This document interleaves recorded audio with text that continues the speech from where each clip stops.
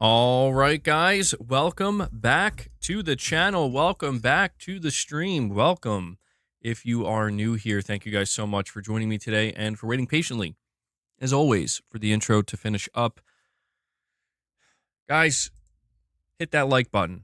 All right, if you're enjoying the streams, if you enjoy the content, take a moment, hit that like button. Illegal Monkey says, happy Friday, all looking forward to setting up my PS5 Pro today.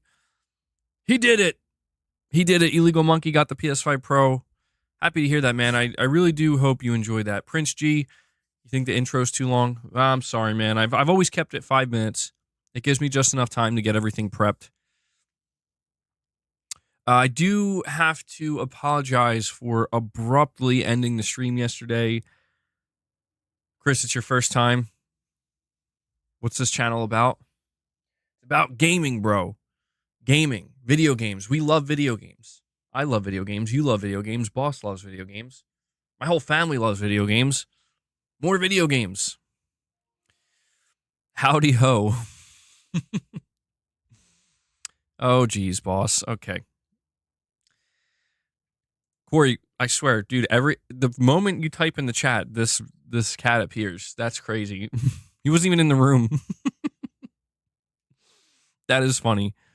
Boss here, come over here. Drive by Joe with a $5 chat says, I swear you go live every time LSM drops their podcast. I'm here, brother. Do I? I guess they drop their podcast at 12 p.m. Eastern. That's when I go live. I rarely go live before or after that. Sometimes I do, but I do have to apologize for abruptly ending the stream yesterday. Whiskey Gaming, what did you get? Hold on. I keep wanting to apologize, but I also keep getting distracted by my chat. You and Boss are connected through the Force. That must mean when later in the day, when he's randomly like going up to the treats and nudging them, you must be thinking about him. The 1,000 club today. Well, congratulations, Whiskey Gaming. That's huge. That's literally huge. You did PRs this morning. Congratulations, Whiskey Gaming. Holy shit. He officially reaches the 1,000 club, the 1,000 pound club. Yeah, I can't say I could do that. Definitely not. Whiskey Gaming. Boss, you're going to... Okay. Boss, you're going to knock the coffee over. We don't want you to knock the coffee over. The new PS5 themes look amazing, dude. I got mine set the Days Gone. But, okay. Boss, please be a good boy so we can talk about video games. I'd really appreciate it. Was very satisfying after tearing my, I think you meant your shoulder a couple years ago. Yeah, bro. That's no joke. Okay, boss, you're literally going to knock the camera over. Boss, stop biting the camera. Okay. See, look, boss, Corey's doing it. He drops a 5-bomb for you. Calm down. He's getting more aggressive, dude. Every day he's getting more aggressive. He's straight up attacking the camera. Corey, thank you so much for dropping 5 membership gifts, man. Even Corey's asking you to chill out. Don't raise your paw to me, boy. You see this cat? Yo, he's getting feisty. Boss, come here. Come on. Come over here. Oh, jeez. Okay. All right. Chaos already with the stream.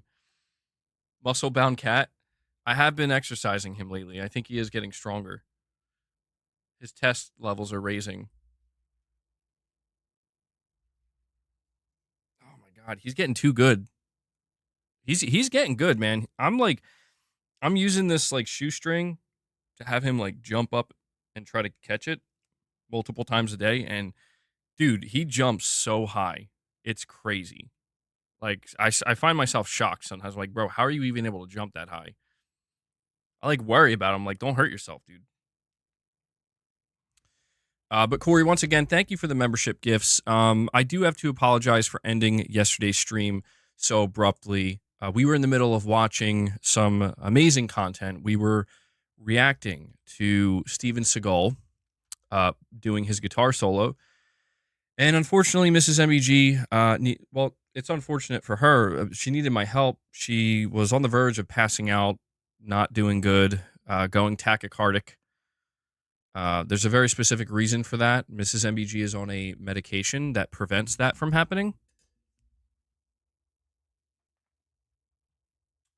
But for the last week, she had to stop taking it for a very important doctor's appointment that she had last night.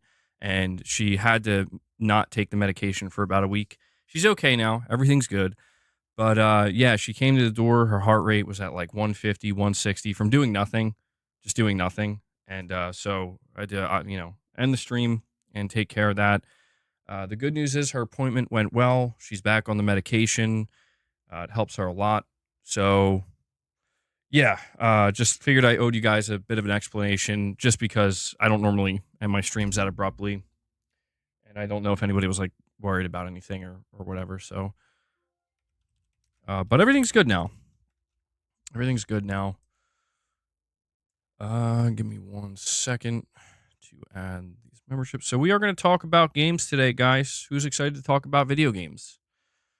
I'm excited to talk about video games. I'm currently playing a game. I'm playing a game that I can't talk about. But it's definitely a game I've seen some of you guys talking about. It would be cool to talk about. Boss, for the love of God, I'm trying to tease people here. Get down, boy. Get down. Marathon? Oh, no, that'd be sick. No, it's not Marathon. I don't want to. That'd be cool. I think we're all going to be playing Marathon together. Maybe at the end of this month or next month or something. It seems like there's going to be an alpha that you can sign up for. But yeah, I'm excited about video games. We are going to be talking about Marathon today because tomorrow is the reveal. And I kind of just want to gauge our expectations for this reveal. Okay? Oh man, boss is getting crazy up in here, dude. Guys, I'm going to have to start requesting that you drop 25 memberships collectively in the 5-minute window when the stream starts. Okay, like when we do the 5-minute intro, you're going to have to drop 25 then. Okay? Because this is getting crazy. Like, I'm sorry to keep going back to it, but he really is getting nuts these days. You have no expectations, Jerry Gamer? Well, I want to talk about the expectations we have for Marathon now that the reveal is happening tomorrow. I am going to be streaming the gameplay reveal tomorrow, so please tune in for that. We're going to be talking about Indiana Jones and the Great Circle. It's about to release for PS5, and we are seeing the marketing in full swing, but we're getting some news about the PS5 Pro version specifically and what Bethesda is doing for that. We're also talking about Hideo Kojima's Physint. We were just recently talking about this game, but he gave us a very small update.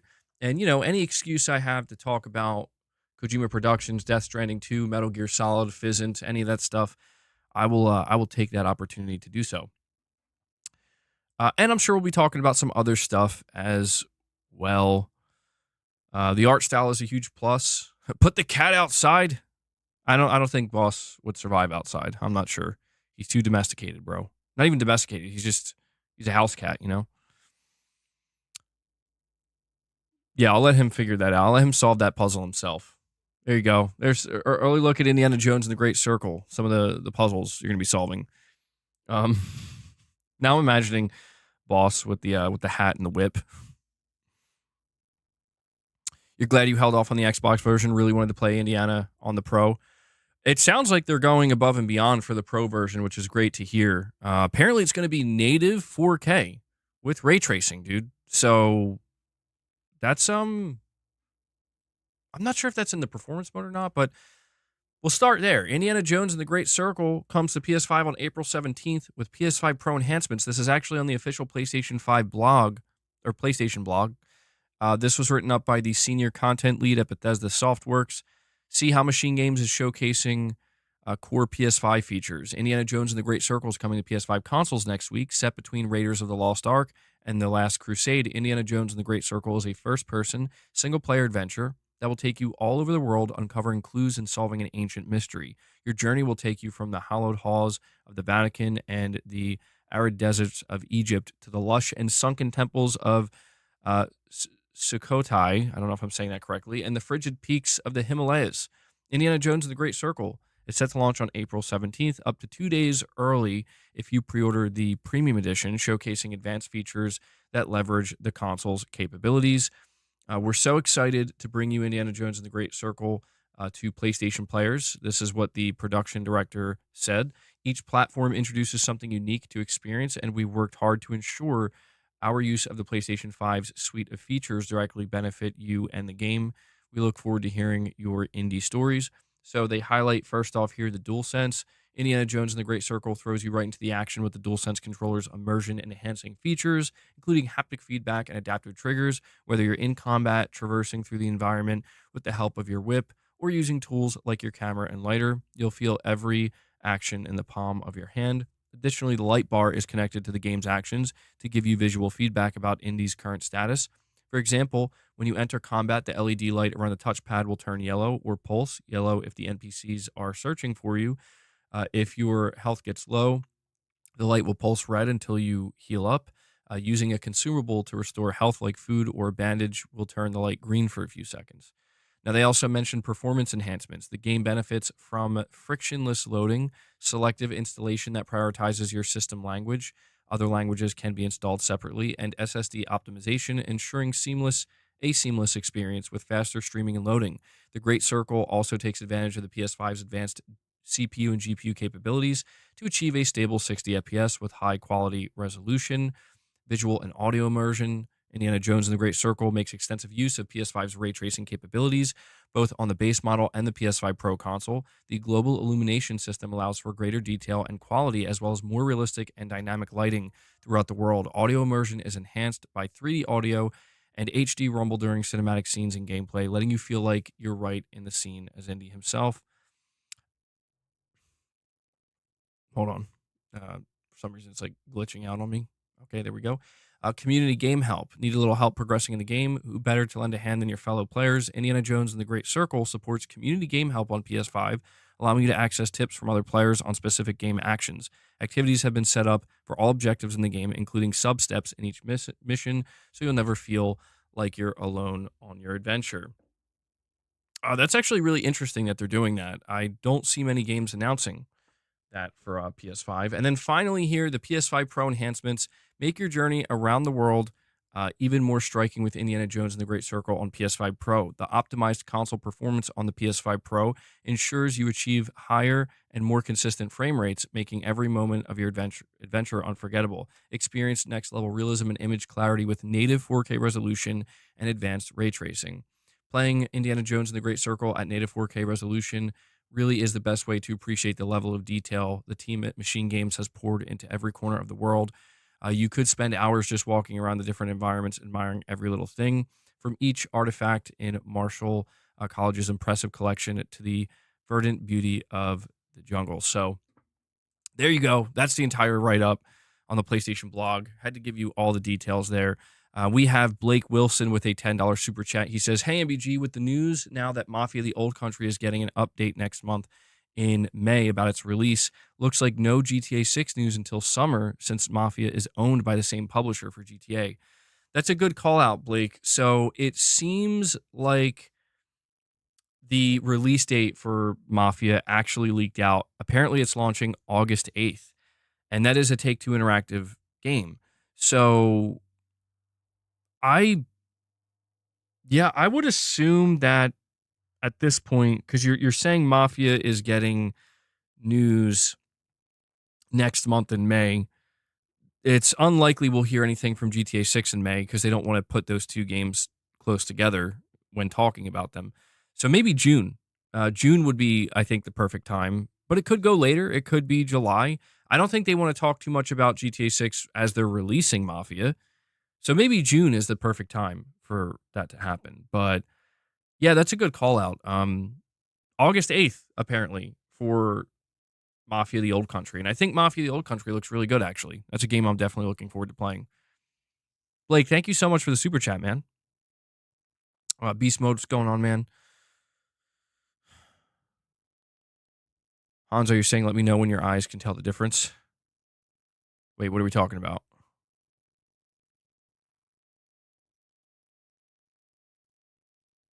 No, a 0 point GTA 6 isn't going to be woke, man. There's no chance. Not in the way that people imagine, anyway. You haven't seen Indiana Jones until you played it with full path tracing. The pro can only dream. Well, I mean, there's no doubt if you can. From what I've heard, Indiana Jones and the Great Circle, playing it on like a maxed out PC, like max settings, or like a really powerful rig at max settings, the lighting is insane.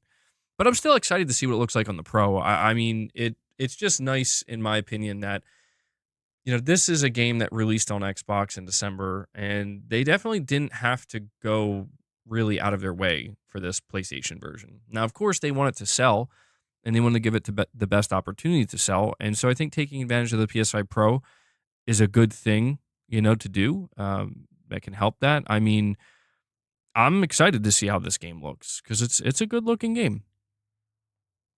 It's a good looking game. And the only thing so the big thing about Indiana Jones that I've seen people talk about is first person versus third person. I still see people like begging Bethesda to do like a third person update. I don't think that's going to happen. I think if they were going to do that, they would have done it by now. It might break the game in some ways. But I have to admit that I would be more excited overall for the game if it was third person. But everything I've heard about it, it's been good. I've heard this is a really solid game, a really good Indiana Jones game, just a good action adventure game. And, I wouldn't want something like it being in first person to stop me from experiencing it and enjoying it. But there are apparently sections in the game where it does zoom out to third person when you're doing certain actions. So it kind of teases it a little bit. You can get path tracing with high frame rates on Indiana Jones. It's well optimized. Well, that gives me a lot of hope for the PS5 version too, because it seems like they did want to take their time with it to make sure it's fully optimized before releasing it on PS5, which is good. Troy Baker killed it as Indiana Jones. Yeah, when they first revealed that trailer and we heard him talking, like I was like, wait, is that Harrison Ford? Like that sounds like Harrison Ford. Apparently did. He did such a good job that Harrison Ford, I think, complimented him. And I mean, if you're Troy Baker, you're probably feeling pretty good about that. Pretty good about that. You're going to save your money for Mafia, Carl? So the only thing they don't answer in the blog post here for the PS5 Pro version of Indiana Jones is they don't say whether or not the native 4K is in performance mode. Now, they're saying native 4K with ray tracing. My assumption, I'm just playing it safe here, my assumption is that it's going to be 4K 30, native 4K 30 with ray tracing. And if you switch to the performance mode at 60 FPS, it will probably still hit it'll hit a upscaled 4K resolution, I guess, not native, but probably won't have ray tracing. That's my assumption. Joe Mac, you're saying you didn't finish it? You got bored with it? Huh. Matt, you're saying you've been playing Ninja Gaiden Black 2 on PS5. Good times? I heard good things. The only negative I heard about that game is maybe the camera angles could be a little bit off. Boss. Bro. Chill. Chill, my friend. You excited for Indiana Jones? The Xbox already 4K 60 with ray tracing? Oh, okay. I didn't know that. So you're telling me hey, don't bite that. Don't bite that. Jesus, boss. You're telling me we might be able to expect native 4K 60 FPS with ray tracing? Oh, I don't know about that. I would be very surprised, but if what you're saying is true, I didn't realize that about the Xbox version. Don't bite the camera. Don't bite the camera.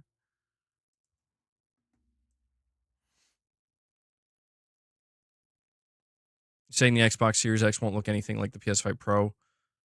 The Pro will be 10 times better.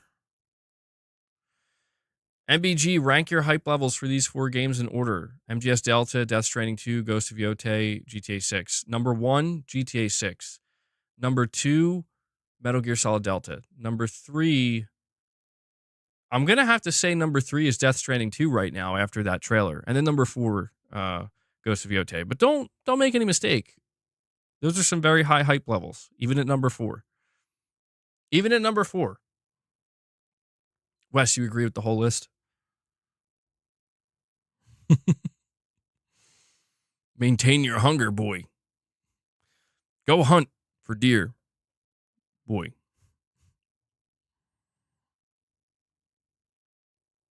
Well, it's definitely a good sign if the Xbox version of Indiana Jones was already hitting 4K 60 with some ray tracing. That's a very good sign for the PS5 Pro version. So, I mean, okay, well, here's a question. Could Indiana Jones and the Great Circle end up being the best looking PS5 Pro game that we get? MBG put something over a Metal Gear Solid game. I mean, bro, I got to put GTA 6 number 1. GTA 6 is my number 1 game this year. I'm not going to lie. There's nothing Sony could put out that would make me more excited than GTA 6. To be honest, I don't think there's anything anybody could put out to make me more excited for GTA 6. I almost put GTA 6 in like a category of its own. You don't think there's a chance, 0 point? Whiskey, you're saying you're excited for all those except Death Stranding 2. You'd replace it with Mafia. Mafia looks really good too. I mean, we haven't seen gameplay of Mafia, but I guess the assumption is that when we see it in May, we're going to get gameplay. Boss, for the love of all that is holy, bro. Oh my God. Are you this desperate? You're this desperate. He's just going to sit here staring at me. You love the originals? More! Matt, you're saying for the life of you, you just can't get into Death Stranding. You tried 3 times. Well, hey, man. Sometimes games just don't click with you, and that's totally normal and totally fine. I got to give you credit, though, man. Trying it 3 times, that's 2 more times than most people would. 3 more times than some people would. Yeah, I would say if you give a game 3 shots and you're still not feeling it, I think it's safe to say that game is not for you. Silk Song, GTA 6, and Yotei. Dude, I'm trying not to think. I don't know why it stresses me out so much, but I'm trying not to think about how many games are releasing in such a short span of time in the next like 3 months. I think I get stressed because I just know I'm going to collapse under the weight of all those games. Like, I'm not going to be able to play them all at the same time and balance them out.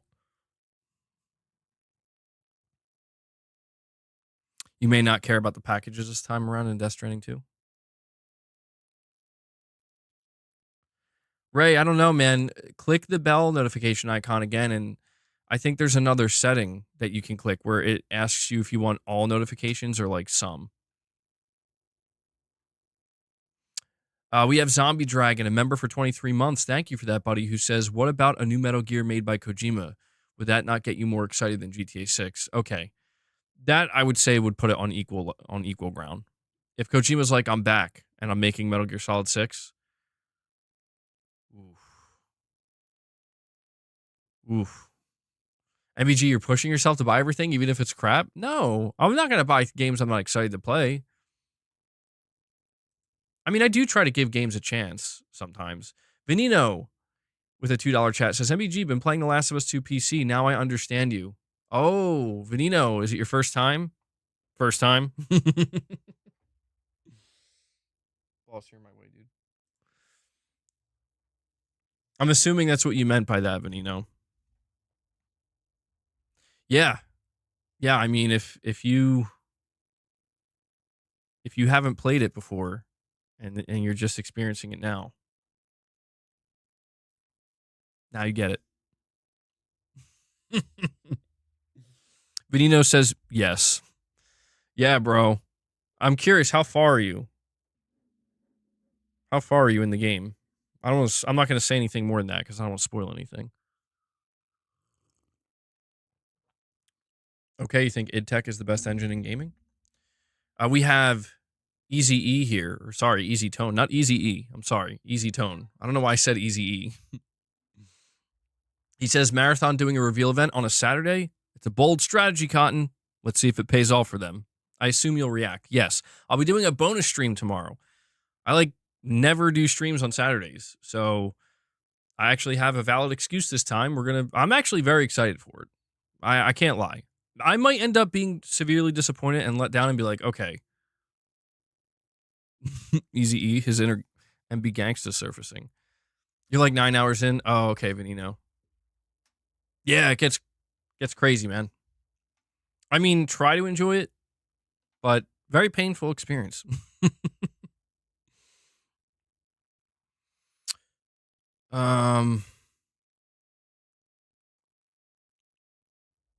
Yeah, I'll be streaming the marathon reveal tomorrow, and I'm rooting for Bungie. And the biggest reason, and I'll never root against a developer, only because it's like I mean, why would I want a bad video game? I'm a little nervous. You know, I'm a little bit nervous that like what I'm imagining in my head is not what we're going to end up seeing. But I don't know. We've seen the art style. We've seen the like basic layout premise of the gameplay, essentially. You know, how you're going to be like running around in these maps, looting stuff, running into other players. The only thing we haven't seen is just what that first person gameplay looks like. And I instantly think of Halo, I instantly think of Destiny, and I know what those games look like. So I feel like all of this combined, I have this kind of vision in my head of what Marathon's going to look like tomorrow. And if it looks like that, I think I'm going to be pretty excited. You should prepare for pain. Well, the good news is I'm not like that invested in Bungie where like if they show it and it's like, bro, what was that? Can't get any worse than Concord. Wes, a member for 15 months, says Trump. Me and Mark Cerny are making PlayStation great again. I can't do a very good Trump impression at all. Me and Mark Cerny, we're making PlayStation great again. It's a beautiful thing. It's a beautiful thing. Do a Cerny one then. Me and President Donald Trump decided it's time to make PlayStation great again.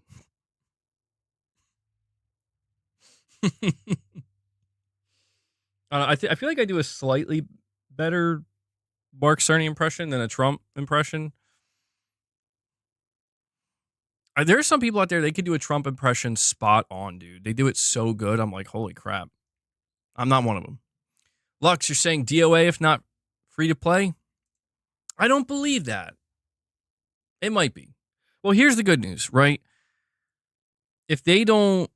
If Marathon doesn't like catch on the way that, you know, Bungie and Sony are hoping it does, they can always just make it free to play. I mean, it's not a great look to do that sometimes where, you know, people be like, oh, it's got dead live service stink all over it. But then again, Destiny 2 went free to play, right? Although I think they have like different versions. Like the free to play version of Destiny 2, you're really missing out on a lot of content. I know that game, and I played this for a long time, PUBG, that was a paid game for the longest time and eventually went free to play. And I thought when it went free to play, that means it was dead, but it's PUBG's doing better than ever. So I don't know. I understand where people are coming from. There's a lot of concern about whether or not Marathon's going to actually, you know, be worth $40. I'm assuming it'll be 40. If it's more than 40, yeah, I might agree with you. It might be DOA. This is going to be multiplayer only, I believe. Chris Brown, you're saying there is 2 Last of Us games, been released 9 times.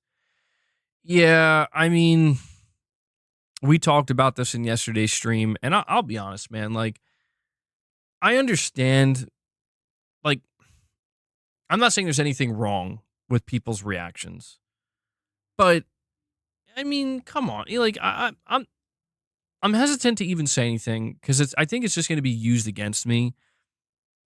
See, 0 Point is literally saying it before I even say it. He preemptively said it. I'm not defending Sony, 0 Point. I assure you. Like, there are things that I think are worth defending sometimes.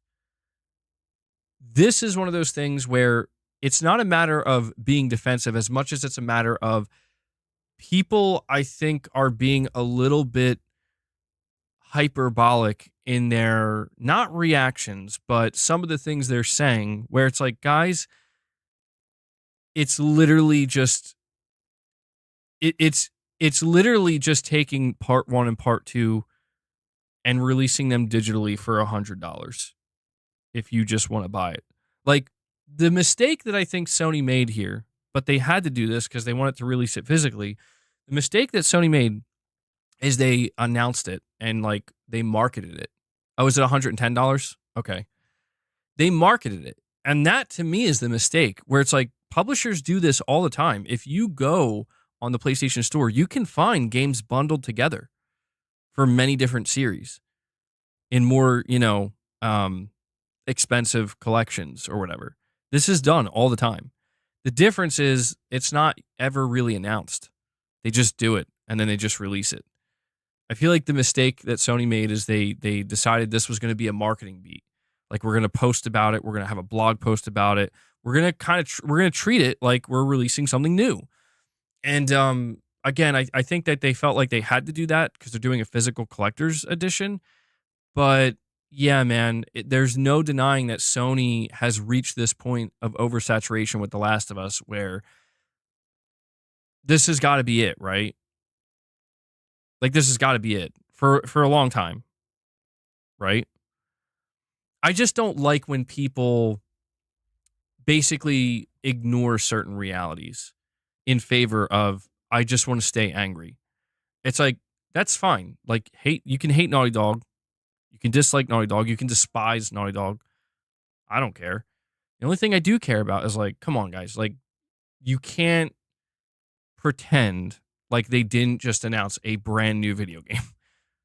That's all. That's all I'm saying. That's all I'm saying. Like, I just don't want people... Like, I saw this comment that was trending on Twitter, and it's like, yeah, it's pretty... I'm not going to lie, it's funny. Like, it definitely makes me laugh when I see it, like I'm just, like, shaking my head like, Naughty Dog, you seen this shit? You see what you guys are doing? And it was somebody who quote tweeted the announcement of The Last of Us Complete Edition and said, what are they even doing at that studio? Like, are they doing any work at that studio? And I'm not saying Naughty Dog doesn't maybe deserve that to a degree, but it's like, bro, they're literally making a new video game right now. Like, that's what they're doing. They're literally making a new video game right now that we saw announced. That's all. That's all I'm saying. Like, but to be fair, Naughty Dog is failing to control the message. Naughty Dog is failing to control the message where they did announce Intergalactic, and yet everybody is still focused on dunking on them for talking about The Last of Us because Naughty Dog's the one. They're talking more about The Last of Us than they are Intergalactic. So that's all I'm saying. Like, I don't want people to spread misinformation, but I also want Naughty Dog to, like, bro, come on, like, this should be your job. Like, let people know. Talk about it more. And Corey the Legend Landiga comes in with another 5-bomb. In the name of boss, Corey's dropping those gifts for you. Corey, thank you so much, buddy. I'll be back. I'm no hero. Never was. Never will be. Bro, I every time I play these sound bites, I just see boss's pupils begin to dilate. Corey, thank you so much for that, man. Let me add that to the counter. And let me read these super chats. Again, I'm not trying to defend Sony. It's not a defense. It's just... here's the question we have to answer, Lux, before I read your chats real quick. The question we have to answer is, are people overreacting to this announcement? And I think, generally speaking, no. I don't. And I think that just simply boils down to, in a very short period of time, Like you're saying, like it's been released 9 times. I've seen people bringing up games like Resident Evil 4 or The Elder Scrolls Skyrim, and like, yeah, but people, I think, forget that like these games kind of got clowned on too, from what I recall. Every time I would see another Skyrim port announced or another Resident Evil 4 port announced, I saw a lot of people complaining and being like, bro, you guys gonna like stop? You gonna make something new? So it's not like it's not like the vitriol you're seeing over this is exclusive to Naughty Dog. But I just also think that what Naughty Dog has done, it's been very condensed. Like it's been really condensed, man. Like they just announced The Last of Us Part 2 for PC and just released it, and now they're doing this. So we have Hellbound 1981, another legend coming in. Him and Corey tag teaming it once again. He drops another 5-bomb, bringing us up to 15 members. He sets it up, a 10-bomb, gets us to the goal. Hellbound, thank you so much for that. I'll give you a Hellbound. I'm feeling a how could you slap today? How can you slap? How can you slap? Hellbound, how could you slap those memberships onto my community? Continue to slap. Resident Evil 4 and PSVR 2 is amazing. It is. Lux, you're saying here, so they'll refund everyone who paid? Oh, you're talking about Marathon? Well, yeah, that's a good point. That's a good point, Lux. I said that they could just go free to play, but they would have to wait a certain amount of time, right? They couldn't just do that immediately. If they did that immediately, they would have to refund everybody. Lux, stop giving me Concord flashbacks, man. And then you also say here with another chat, you're saying Skyrim or The Last of Us, who will have the most versions? I saw somebody claim, and I have no idea if there's any truth to this. I hope there's no truth to it. I saw somebody claim that Skyrim got released like over 100 times. That's not true, right? That's impossible. I just feel like that's not possible.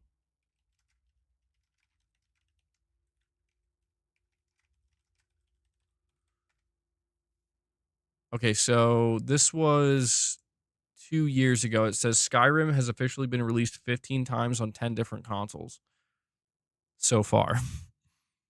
I was gonna say 100 times. Where are they? Are they releasing this thing on refrigerators? See, that's pretty bad though, man. That's pretty bad. Like, this is where I think studios and publishers get a little too crazy with it. Where it's like, bro, I don't think any product needs to be released 10 times or 15 times in the span of like a decade. You know? Like that's nuts. That's crazy. Lux, you're saying don't forget The Last of Us will be released again on PS6. Bro, I saw the funniest comments. Hold on. I want to bring it up. It was on the PS5 subreddit. Where is it? Somebody says on the PS5 subreddit, Hulu on PS5 is mind-bogglingly awful.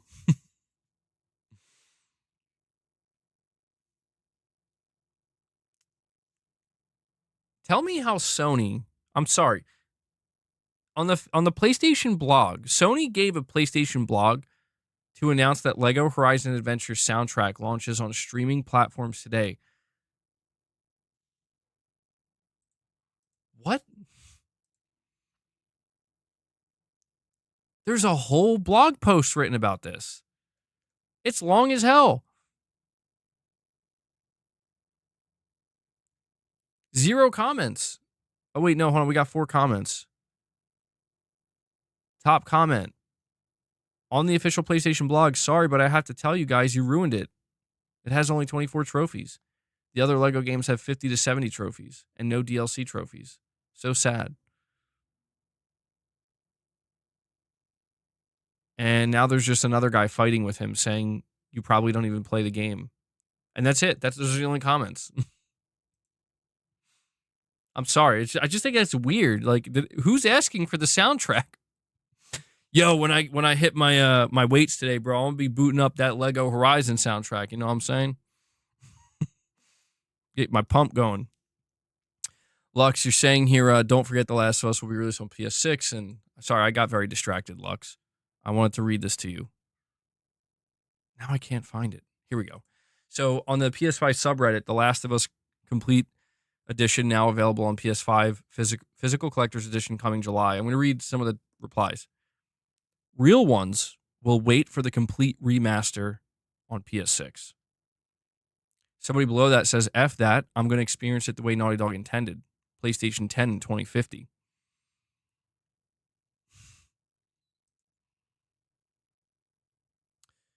If they're calling this a complete edition, I'm definitely not holding my breath for Part 3 anymore.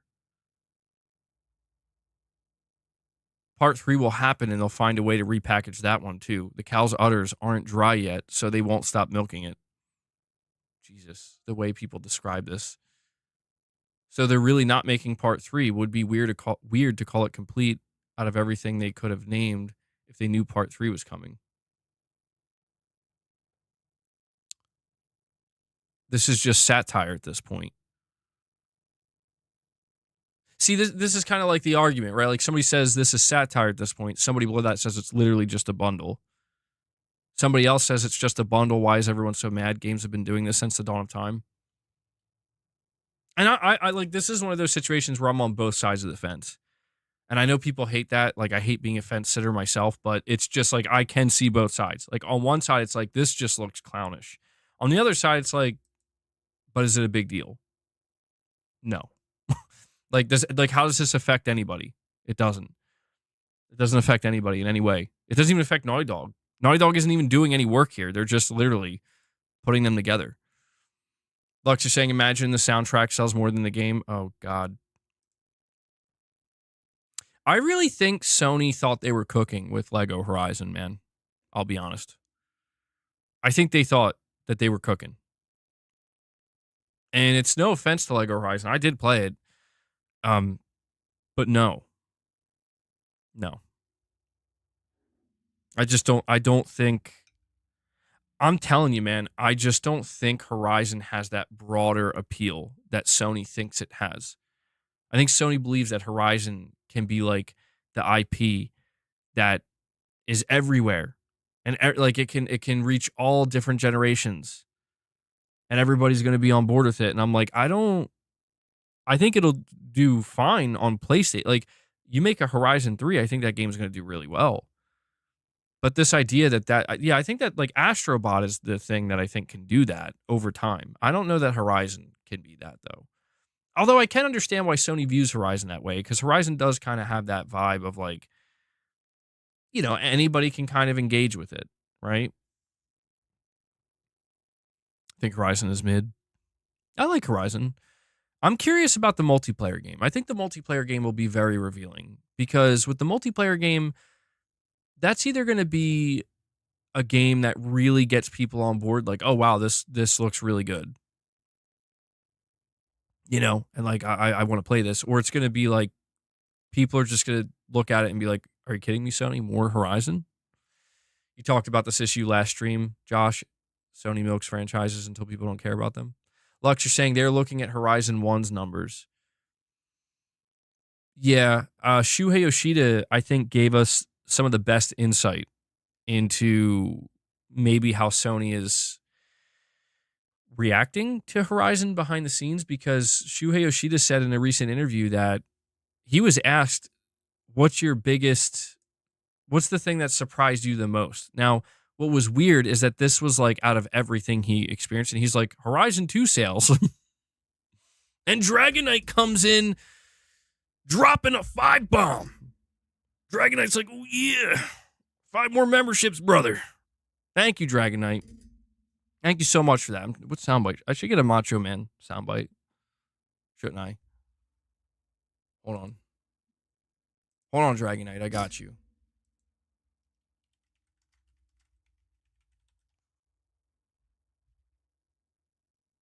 We'll give you a Macho Man Randy Savage soundbite.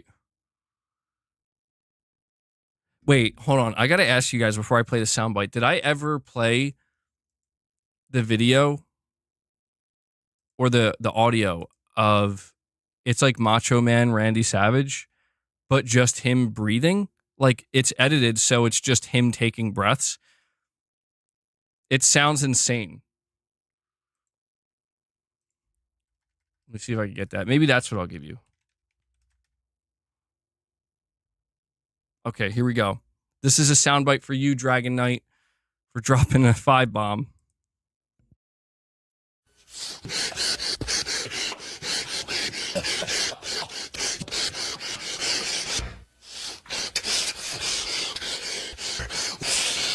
It's enough to get me to the boiling point. There you go, bro.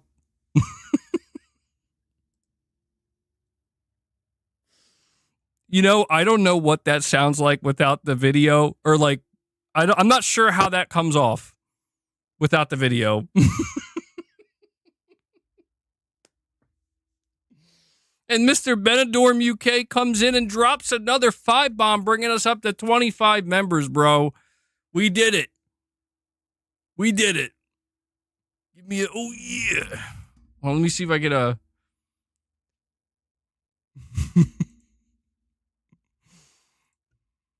The cream.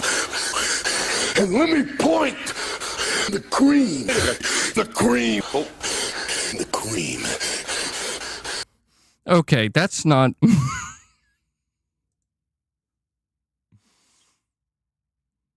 All right, boss, it's time for some treats, man.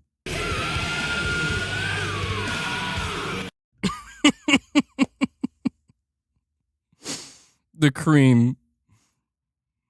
Gaming Survivor says, what did I just tune into?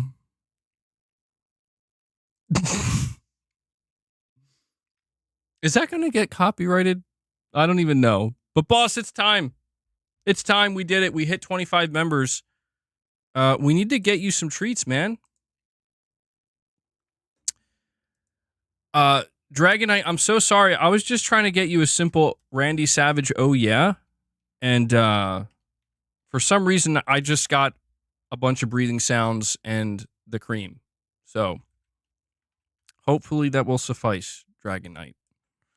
But thank you guys so much for dropping those member gifts, getting us to the goal. We'll see if we hit a second goal today. We can do some reps. We did some yesterday. It was quite nice, actually. All right, boss. You waited long enough. It's time. It's time to feed. Here you go, man. All right, boss. When you're done that, you rest, because later on we train.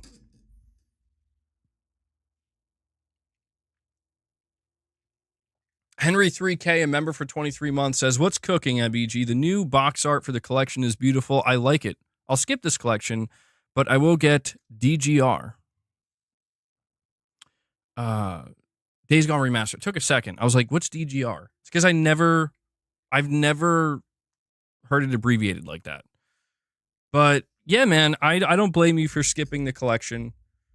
Dragonite, I am going to be streaming tomorrow. We're going to stream the marathon event. I'm very excited for Days Gone Remastered, dude.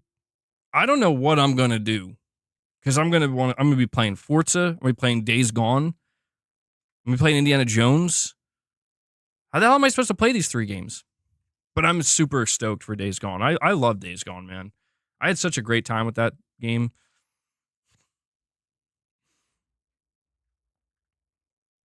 Henry, thank you for being a member for 23 months, bro.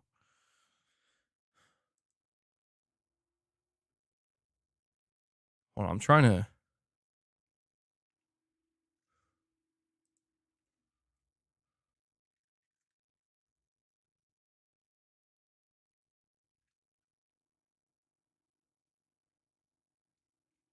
Okay. All right, I was gonna like play another Randy Savage thing, but I'm like, I don't know. Oh, Henry 3K comes in and drops another 5 bomb though. Henry 3K, he wants another Randy Savage. Henry, thank you so much for that, buddy. That brings us up to 30 members on the day. Love to see it. Love to see it. Thank you for all the support. Maybe I get a Kratos quote. See what we got here. There's this one quote from Kratos. I want to see if I can find it. Here we go.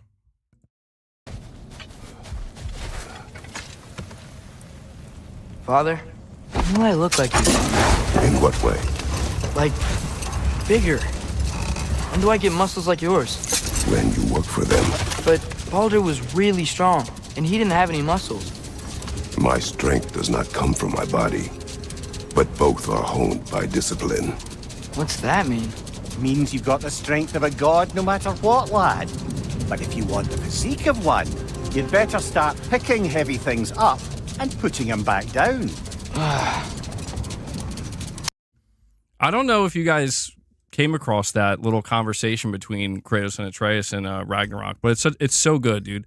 Like, I love that it's officially confirmed that Kratos does, in fact, train. He does, in fact, hit the gym. He hits the weights, bro. Such a great one. Is this a subathon or a live stream? Just curious. What is a subathon? What is that? Is it a subathon? Kratos is natty. Loki's got to get learned. Death can have me when it earns me. That might be the best Kratos quote. I don't know. My favorite Kratos quote is don't be sorry, be better. I don't know. That's the one that really stuck with me. I'm like, those truly are words to live by, man.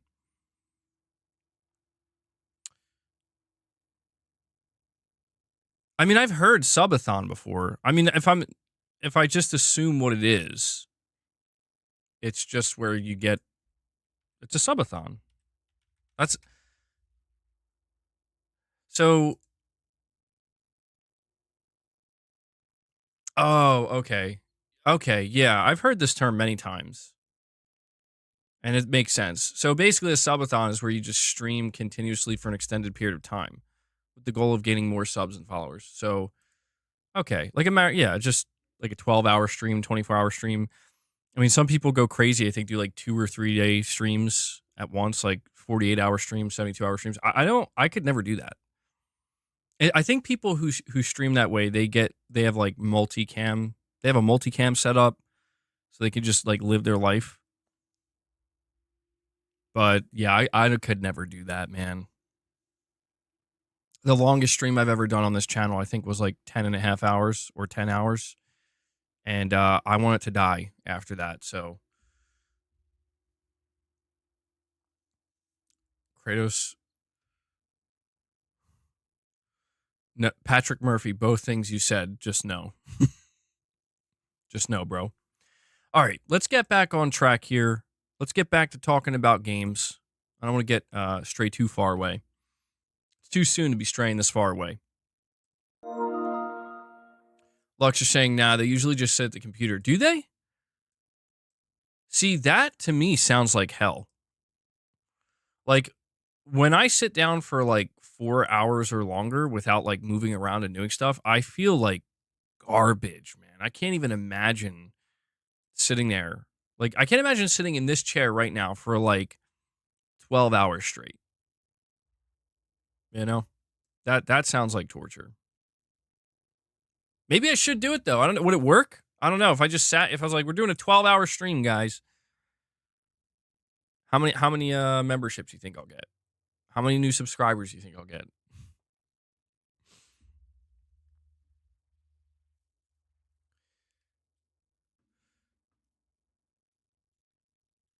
Dying ain't much of a living, kid. Wearing a nappy. Oh, let me hold on. I forgot to I meant to put out a poll.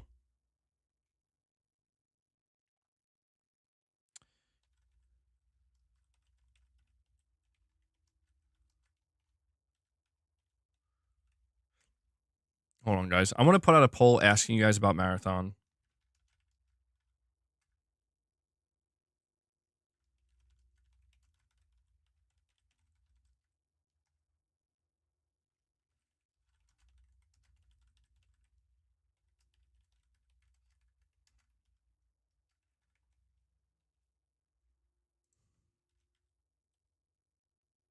I don't know what to ask though. I'm sorry. I'm like drawing a blank. I was gonna ask, do you think Marathon's gameplay will be good? All right, I'll simplify it.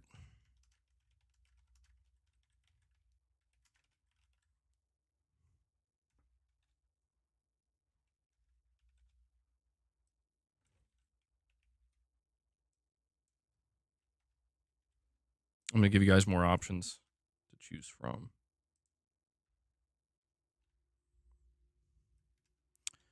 All right. So, hype level for Marathon's reveal.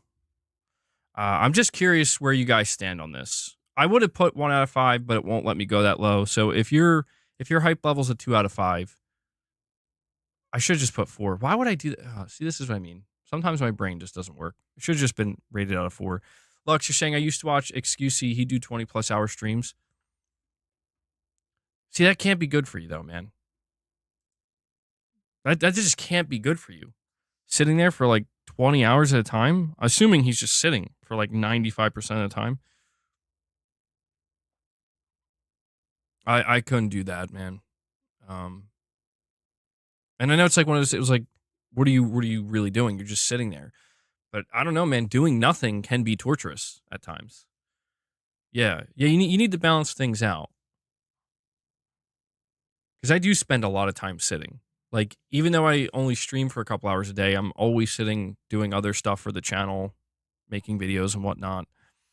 And even when I go to game, I'm sitting. So I try not to make it so that the overwhelming majority of my day is just sitting. Or at least I try to balance it out where it's like if half my day is sitting, the other half I got to be doing stuff.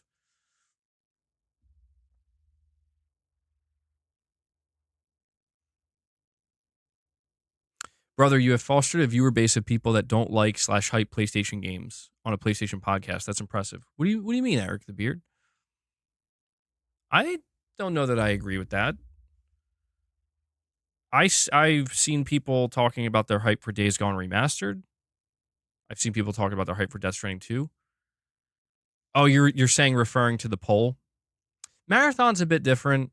You know, I feel like most people who are on my channel, not everybody, but just a lot of people, I think they're not really interested in live service games or live service shooters, right?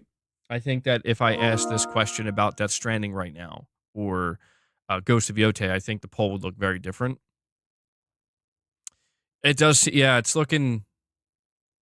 Most people who voted so far, though, they have like no hype. I have to say, like, I'm not there though. I'm not 2 out of. I'll rate it out of 4. Like, if my hype level, I would say is a 2.5 out of 4, leaning closer to 3. Just because I don't know, man. Maybe I'm gonna be really let down, but it's Bungie. Come on, like Bungie's a good dev, man. Like they're not amateurs. I'm not saying that they haven't messed up in the past. They certainly have, and they've made mistakes, but they've proven they know how to make good playing video games. And at the end of the day, I feel like that's what I'm going to be looking for. Lux, you're saying, to be fair, most top streamers are doing 8+ hours like a job. Yeah, and it makes sense. I mean, another part of that I would assume is that when you're ranking towards the top streaming, or you're getting closer to it, it's highly, highly competitive. You know, at that point, I think you're fighting for viewers, right? And so it's like the longer you stream, you know, the higher the chance you're going to get other people's viewers to come check you out. You're excited to be there for Bungie's next game, day 1. That's, I think, another thing that people are pretty excited about with Marathon. I feel like Destiny has gotten to a point where it's so intimidating. Like, I can tell you, I was there day 1 with Destiny 1, and then I fell off, and I never went back because I'm like, I just can't keep up. And then Destiny 2 came out. I was day 1 for Destiny 2. I fell off almost immediately, though. I was like, oh, this is basically just like Destiny 1. I'm good. And I enjoyed Destiny, to be fair. Like, I put a pretty good chunk of time into Destiny 1 and a little bit of time into Destiny 2. But yeah, there is kind of this idea that it's a fresh start. And I think for quite a few people, that goes a long way in, giving it a real chance. Because there's no denying that getting into these live service games after they're out for 7, 8, 9, 10 years, it's like, yeah, man, it's extremely intimidating. And most people are just not even going to think about trying to do something like that. It's daunting.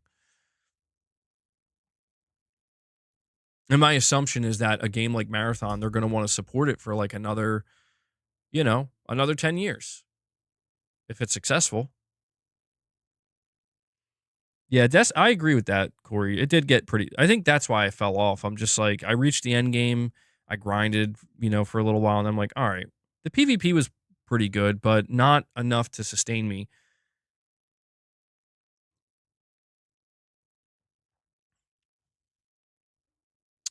Dragonite, you're saying you're not hyped for the game, but just to see Bungie's new product. So you're excited at the notion of just something new from Bungie, but you're not necessarily sure you're going to play it. The art style is really interesting. Right now, I think the art style is the strongest thing going for it.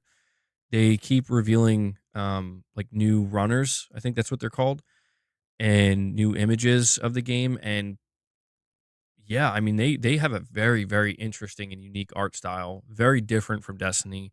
Very different from Halo. Very unique. It stands out, and I'm really curious to see. Like, we saw the trailer that they revealed earlier this week, and I thought it was in engine, and then they said no, it's not. So I'm very curious to see just like how different the final game, like when we see it in real time, first person gameplay. I wonder what the HUD's going to look like. I mean, there's a lot of things. It could be totally overwhelming, but I'm holding out hope, man. My hope is that Bungie cooked something good here. They cooked up something good. James Goodson with a $5 super chat. Thank you, James. He says, I'm a collector and I'm excited about The Last of Us physical collection. My backlog is so big. I've never played either. There's millions of me. Yeah, I mean, it's interesting to hear this perspective, James, because I mean, I can't confirm whether or not there's millions of you, right? Like, I don't know right now if there's millions of people that are now going to buy this because this is their first time being introduced to it. The Last of Us HBO season 2. I mean, look, man. If I'm Sony, all right, I'm looking at this just from a purely business perspective. And that's where I know it's not my job to do that. I don't have to do that, but I try to do that just because I feel like it's only fair to try to see things from all perspectives. I can see things from the consumer perspective, absolutely. We're like, yeah, dude, I've played The Last of Us 1 numerous times. Did I say I'm Sony? Clip it to say I'm Sony, splice it. I played The Last of Us so many times, and I've purchased it numerous times, right? So when I see something like this, I'm just like, yeah, I would definitely prefer to be seeing something new from Naughty Dog, not this again. But that's just my perspective, right? As somebody who's been here with The Last of Us since, well, for a while, right? If I was Sony, I would be looking at how well The Last of Us HBO 1 did, season 1, looking at the hype levels for season 2, and yeah, probably realizing that there are going to potentially millions of people who tune into this, and this might be their first time getting a taste of The Last of Us. Why not have a product out there? Like, that's the thing. If you're Sony, you would be, from a business level, like I'm talking purely from a business level.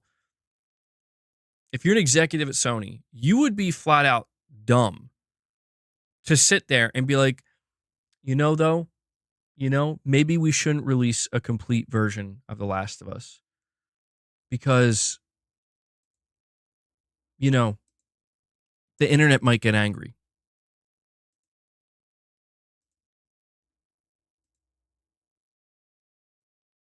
You know, like, what?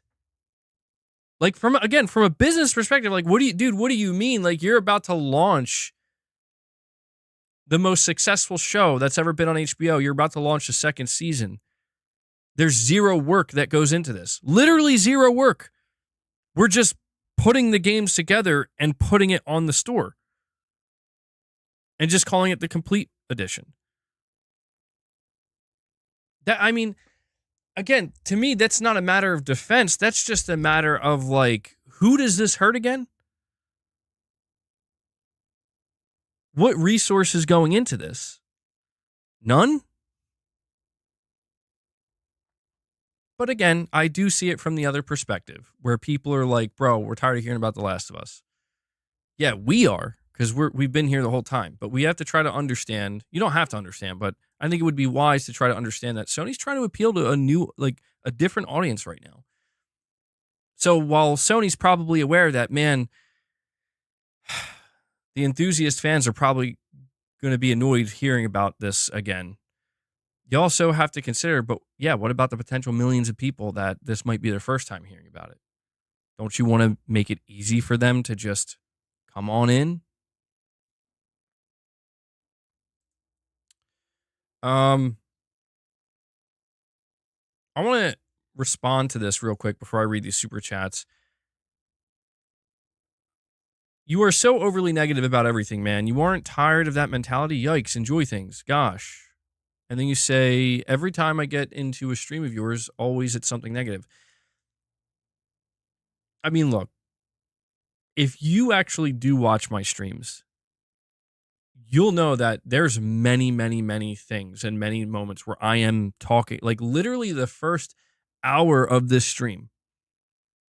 Today, not yesterday, not the day before, today, the first hour of the stream was me talking about my excitement for upcoming video games that I'm excited to play. The first portion of my stream was highlighting the PS5 Pro enhancements for Indiana Jones and how I'm excited for it. I just spent numerous, I don't want to say hours, but I had multiple moments this past week talking about the games I'm playing and how much I'm enjoying them and doing some trophy hunting. This is where I think people need to wake up and kind of realize that there is no just one way. There is no just, it's always got to be good.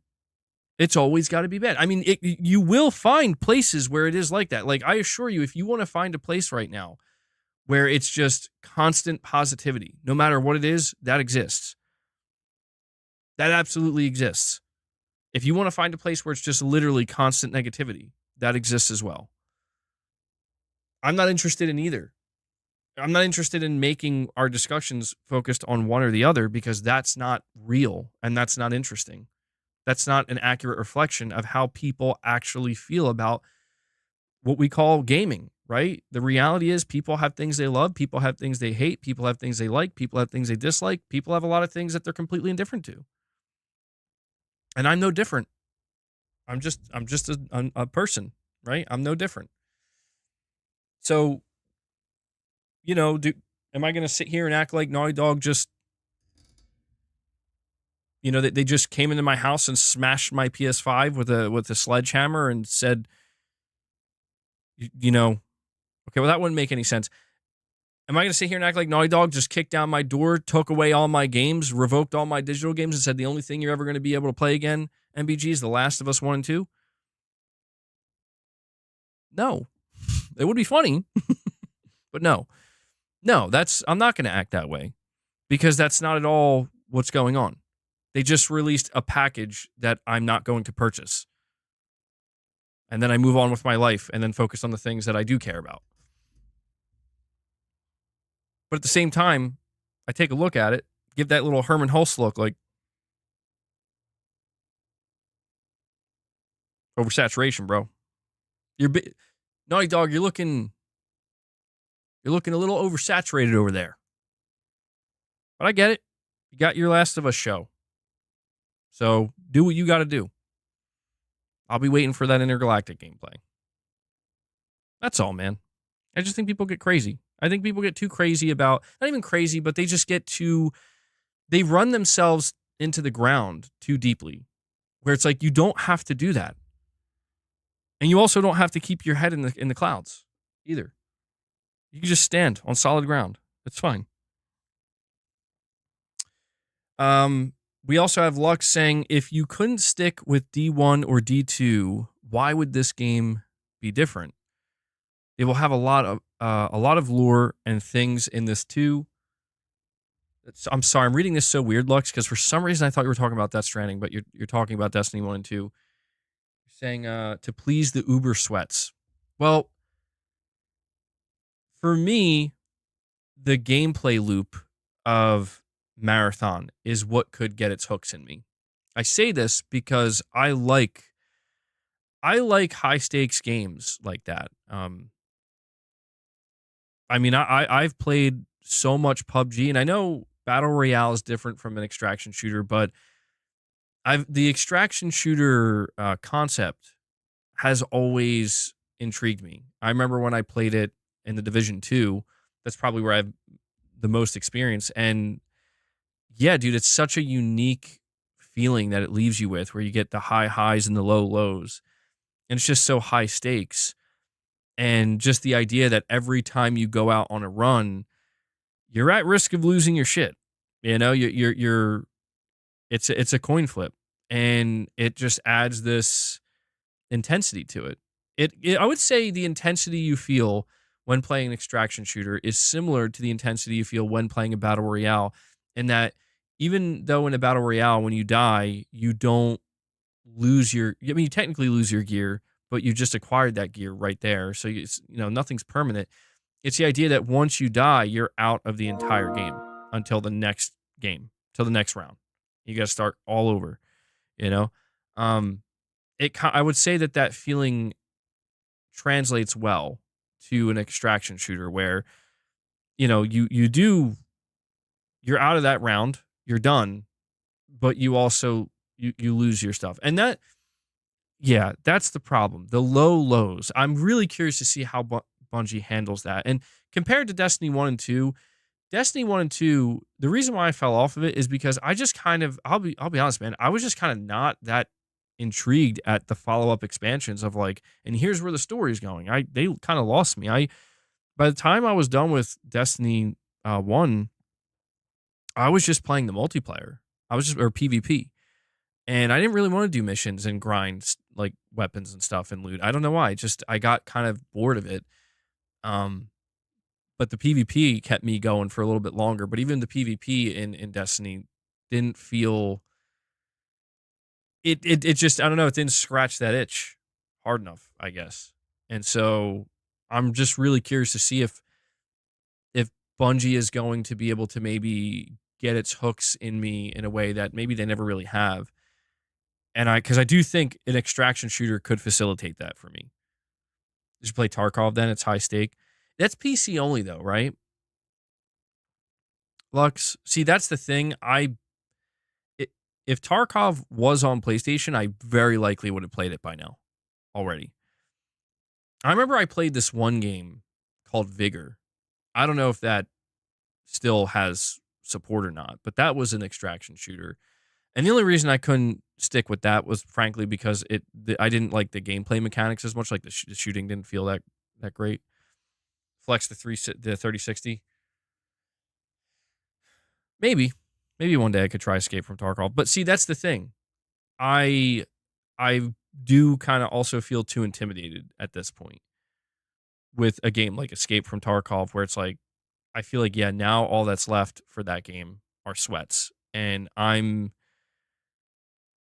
don't know that I'm feeling ready to not only play on PC, but to also drop into a game where it's like trial by fire. That is kind of the nice thing about seeing a new AAA extraction shooter from Bungie, where it's like, yeah, I can get in on the ground floor, dude. And that means something to me. That definitely means something to me. If Marathon was something that's been out for years and is just now making its way to PlayStation, I'd still pay attention, but I would be much less interested in that. Like, I'm a little nervous about this one.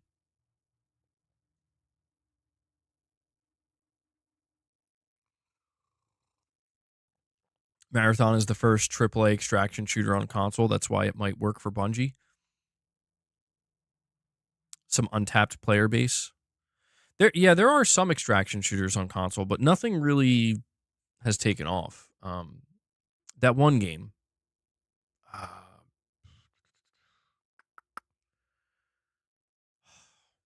It's like set in the 1800s. What's it called? There's a game. It's an extraction shooter. It's set in the 1800s. No, I don't. I think there's going to be a lot of lore, like Lux is saying here. There's going to be a lot of lore attached to Marathon, but no like single player campaign. Hunt Showdown, thank you. Yeah. Hunt. Is it 1880? I think it was 18. Yeah, Hunt Showdown 1896. Now, I don't know how big of a player base that game has, but I know that it garnered some popularity, and it definitely garnered a player base, and it improved over time. But I don't think there's anything quite like what Marathon looks like in terms of aesthetic. The big thing, listen, in my opinion, when it comes to Marathon's reveal tomorrow, the big thing that Bungie, I think, really has going, there's two things they have going for them. Petrov, no, I don't think there's going to be any campaign for Marathon. But the two big things that Bungie have going for them, number one, as I mentioned earlier, people like the way the game looks. And I know it seems like that doesn't matter, but Concord absolutely proves that matters a lot, more than you would ever imagine. Turns out people are shallow. Turns out people do want good looking style, very stylistic. Like if you're going to go for a style, it's got to look good. You got to pull it off. It's got to be appealing. Very appealing. The more appealing, the better. This game is, dripping with style. It's dripping with, it's like a vibe, basically. The second thing, and this is the most important, Bungie, they know how to make a good feeling shooter. You play Halo, it speaks for itself. You play Destiny, like the gameplay speaks for itself, or like the shooting mechanics and the way it feels to fire weapons and shoot at enemies feels very, very good. Feels very, very smooth.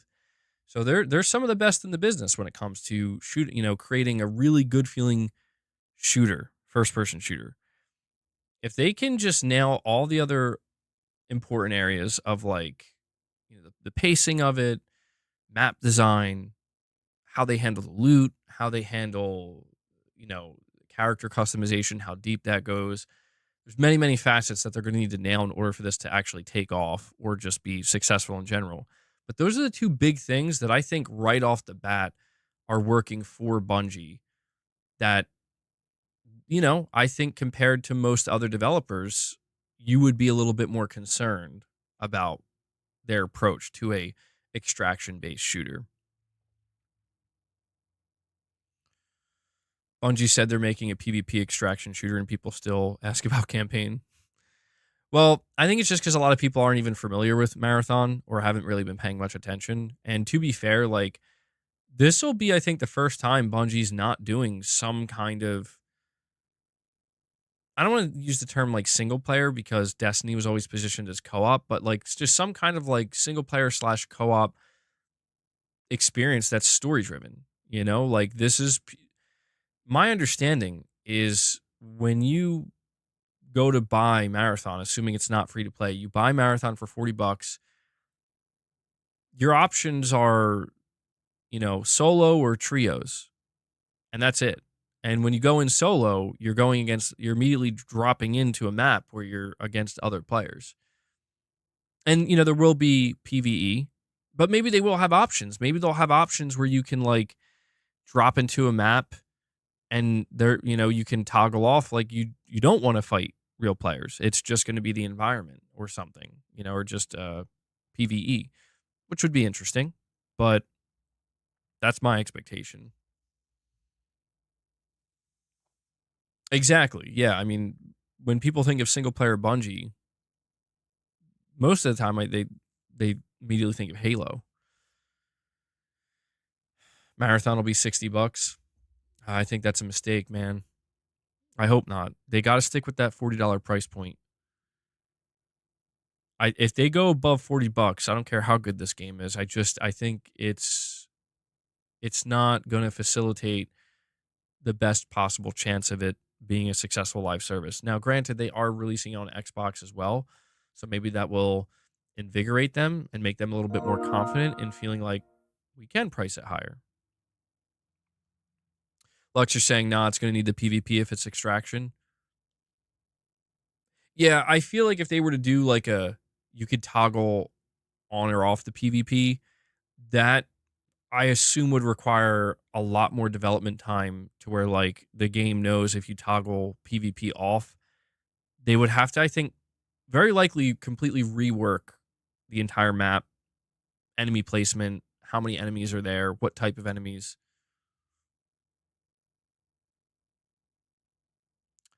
The title is wrong. Why are you saying the title is wrong? They make a mistake in the title. It'd be cool if they let people practice with bots. That could be an option. Maybe you just don't gain any experience or like minimal. You get like or maybe like the loot you get you can't leave with it.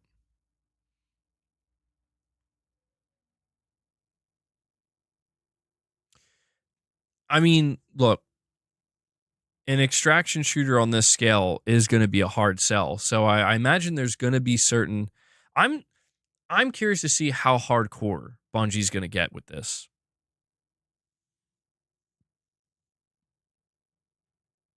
Kojima Productions is entering phase 2, not Physint. Oh.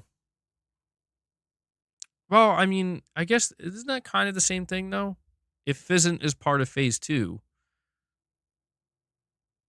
basically my assumption is that it's going to go into full production. I mean, it's possible it could just be entering pre-production. It's a possibility. PlayStation will say it's a new AAA franchise game from their largest and most storied live service studio. Yeah, I assume Sony's going to try to hit. Well, the question is, how much influence does Sony have on the marketing of this? Because if there's one thing that has been made pretty clear, from what I can tell, is that Bungie wants to take care of this on their own. And it seems like Sony's taking a back seat. And maybe that's Sony choosing to do that. Like Sony wants to take a back seat and just let Bungie take the wheel and see, kind of trust them with that. But, we don't know what the contracts say. We don't know. Maybe Sony literally can't do anything. Maybe part of the contractual agreement for Bungie to be purchased was that like you're completely hands off with Marathon. At the very least with Marathon. Maybe future projects that will be determined based on how Marathon does. Totoki ain't letting anybody take the wheel. It is, we did hear last year that Totoki did pay a visit to Bungie, and that was the only studio that he gave them shit. And he specifically said it was from like a management point of view, like money and management, like they need to get their shit together. So you might be right. Maybe Totoki's like, I'm watching you guys. He's the Eye of Sauron. Sony's giving Bungie complete freedom on how they market Marathon. I mean, I'm picking up that vibe because, like, dude, the way Bungie's doing it is completely antithetical to the way Sony's ever done anything. They're like, here's a trailer for our game that is letting you know you're going to have to come watch the game. It's like a teaser for a reveal. Sony doesn't usually do that, as far as I'm aware. And then it's on a Saturday, which Sony never does anything on a Saturday. So they're really just kind of, I think, letting them do their thing for now. Lux, you're saying I struggle with FPS on a controller. Is it cross? I think you're asking, is it like cross-platform? I mean, I'm assuming the answer will be yes. So, considering mouse and keyboard users get, I would say, pretty good advantage, pretty decent advantage. with FPSs specifically, I'm assuming you'll have the option to turn it on and off. It is going to be on every platform. I'm assuming it's going to be crossplay, but you will have that option to turn crossplay off, or maybe just like Call of Duty recently just introduced console only crossplay to like mitigate cheaters or whatever. So maybe they'll do something like that where you can have full crossplay, you can have console only crossplay, or maybe you could just relegate it to just PlayStation. Do I think Wolverine got rebooted? Oh, I hope not. I don't know. It's a great question.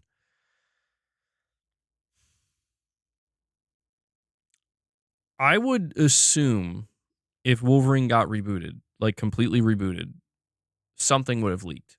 Like an insider, Jason Schreier, somebody would have reported on it and would have caught wind of that.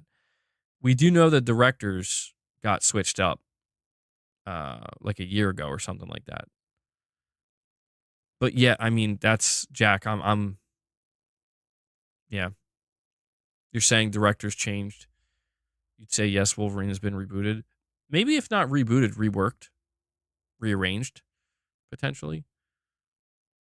I heard since they fired Sweet Baby's team, they're doing a basis pass. I don't wait. What?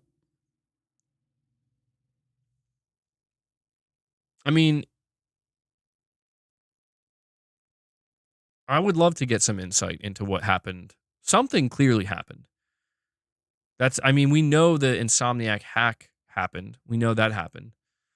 Oh, you meant to say based. They're doing a based pass. Okay. Okay. I see where you're going, Titus. Yeah. I mean, maybe they saw the feedback from what leaked and they realized, uh-oh, we got to really change stuff. Maybe it did have something to do with Sweet Baby Inc. I mean, the amount of people that I saw just flat out saying like, if you're involved with SBI, no buy. I feel like, man, it's like this game is getting damaged before it even has a chance to show a proper gameplay reveal. Maybe seeing what happened to some other games made them, I don't know. I would love to get some insight into Wolverine, man, because it's very, very clear that something went wrong behind the scenes. What exactly that is, we may never know. There's a possibility based on those big leaks that they were struggling with the game systems and the combat. It's very different than Spider-Man. I mean, the amount of people that I saw saying that it just looks like Spider-Man, I'm like, I think it looked more like God of War than Spider-Man. Like, there were certain aspects, like when he's like climbing up the walls and shit with his claws. I was like, okay, I can kind of see that. I mean, I've talked about my opinion on Spider-Man 2 many times before. Spider-Man 2, I think, was a very good game. Like, I think people talk about Spider-Man 2 like it was a dumpster fire, and I'm like, no, I can only speak from my experience. I platinumed the game, and I enjoyed most of what I played. But there was definitely a couple of pacing problems. You know, there were side quests and stuff that I felt very underwhelmed by. Like, this just feels really weak and almost unnecessary. Um, and you know, it was I think Spider-Man 2 wasn't as strong as 1, but it was still very good. Like, I just don't agree with people who say Spider-Man 2 is bad. I disagree with that. I think it's very good. It's a very well-made game. It's fun to play. There are definitely satisfying story beats, but there's also some problems. There's also some weaknesses that my hope is that when they do Wolverine and also Spider-Man 3, they address those weaknesses and they take some of that feedback. You know, not the people screeching that it's a trash dumpster fire and worst game ever made. Not that, but I mean actual valid criticisms.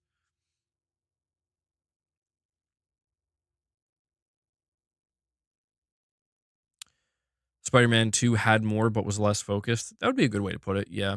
It did seem a little bit less focused. You have a theory that they made combat too similar to most modern superhero games? Hmm. Yeah, I don't know, man. I would really like to know. I would really like to know what it was, because something did it. Like, listen, projects don't just lose directors or change directors in the middle of development for no reason. That's just not a thing that happens. When that happens, the one thing you can say for sure is that something went wrong. But I don't know. I remember Jeff Grubb saying not that long ago, it was after the news that Wolverine changed directors. He said that development was still going well. So I don't know. I'm getting mixed signals here.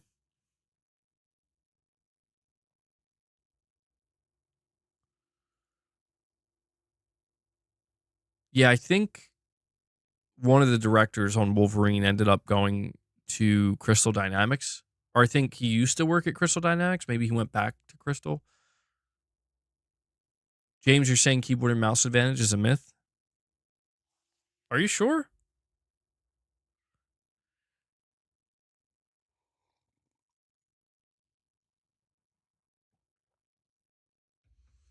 It seems to me like what most people expect from a modern Wolverine game from Insomniac, or just in general, not even from Insomniac, but just a Wolverine game, is something brutal, something intense, something that's going to feel, you know, like, you know, similar, something at the very least similar to what we saw in like maybe Logan, but also maybe a little bit of Deadpool and Wolverine, where he was pretty brutal in Deadpool and Wolverine as well. X-Men Origins, I mean, I think he was Hugh Jackman's portrayal of Wolverine in that movie was very intense, but no, I think you need more. I'll just be honest. You need more violence.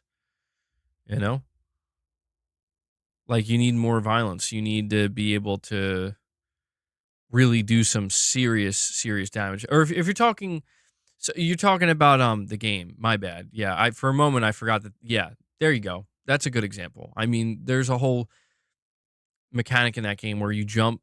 Wolverine does like a crazy jump onto a helicopter, pulls the pilot out, and lifts him up, and has his head gets completely decapitated by the blades. I mean, like that's brutal. If we're talking about matching those levels of violence and brutality,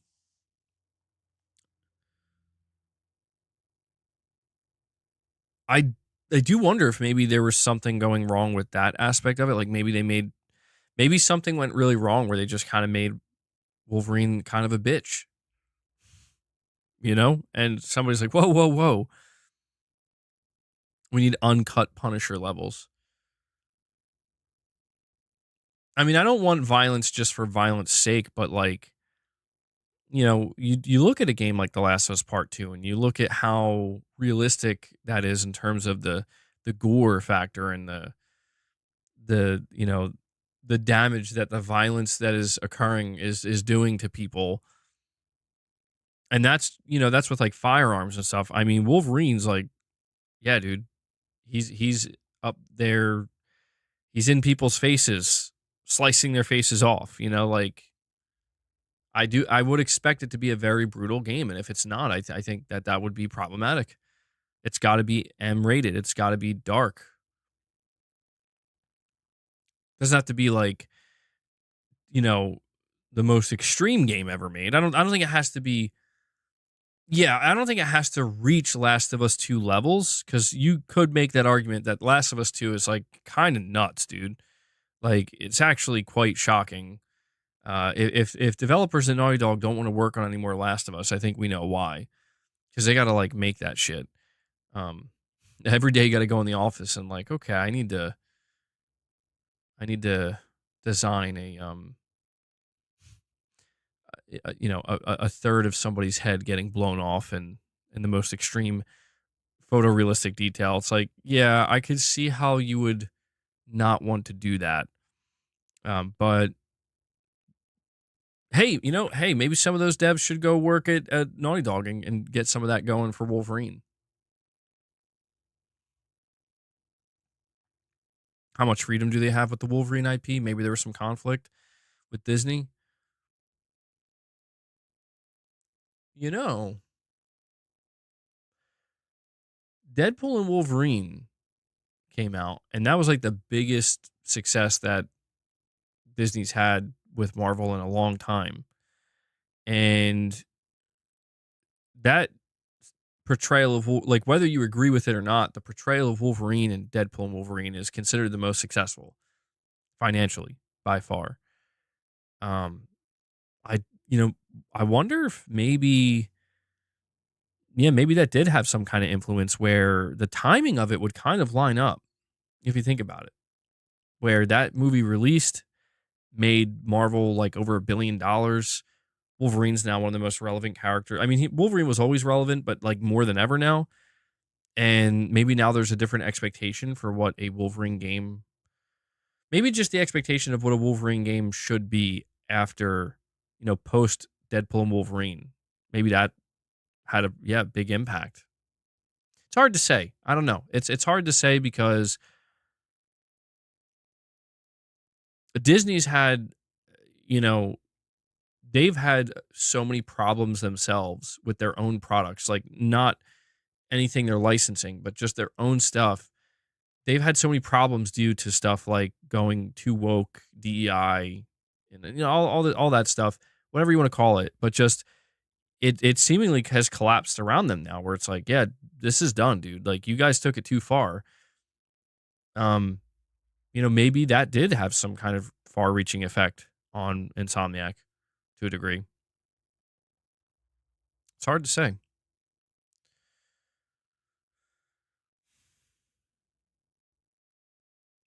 Saying AAA game development takes a lot longer these days because of how high the bar has been set. For sure. Yeah. I mean, it's sometimes it's disappointingly long. So when's this game going to be ready? 7 years from now? Like, oh, okay. I mean, you want it to be the best it can be, but yeah, man, there's no denying that AAA development cycles have gotten. I mean, they've just reached. I don't think it's a peak, but yeah, it can be kind of annoying knowing you're gonna have to wait almost a decade sometimes, for a new game. You think Marathon will be forgotten in 2 weeks? I don't think so, man.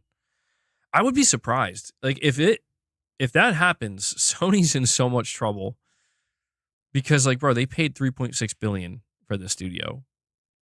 They can't have a Concord. They can't. Concord was forgotten in 2 weeks. There's no way Marathon can be that bad. There's just no way. 7-year dev cycles are not outrageous. That's just how it is. At this point in time, it's not outrageous. No, I think people get tired of waiting. But that's kind of the trouble of modern AAA gaming. It's like, well, do you want games to be better? And sometimes there's that argument, like, are games actually getting better with these longer cycles? There's an argument to be made there, but I think it's different for each developer and each publisher.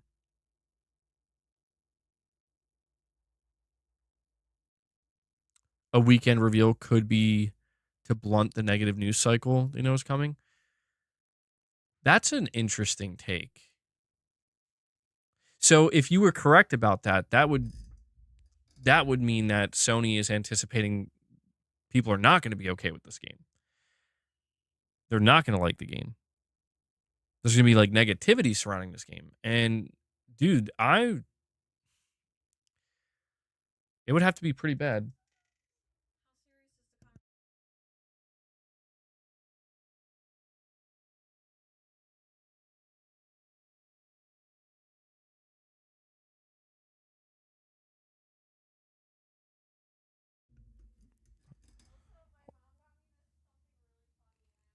There's no way my wife just opened the door and said, I bought you more pickled flavored food.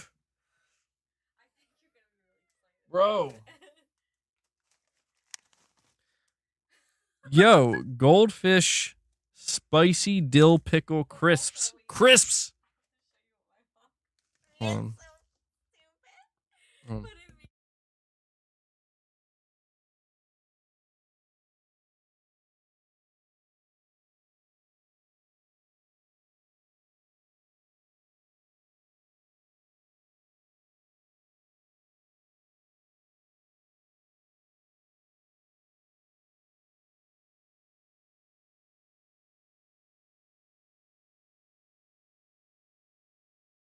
All right, so we got some more. You're saying, dude, I need a wife. I mean, this is pretty sick. This is pretty sick. I'm not gonna lie. I've always liked goldfish. I had specifically those goldfish. I had the salt and vinegar kind, and they were really good. Do I have a PO box? Are these snack gifts sent to you? Actually, no. We still haven't opened a PO box. At some point, eventually, I don't know. I keep saying that, but I never get around to doing it. I'm not gonna lie. I'm just like half afraid of what. I don't know what the chicken was about though. I'm not sure what's up with that, but um, I'm like half afraid of the stuff that people would send. Honestly, but yeah. So the salt and vinegar goldfish crisps were really good. So these are spicy dill pickle though. That's what's interesting. They're not just pickle; they're spicy dill pickle.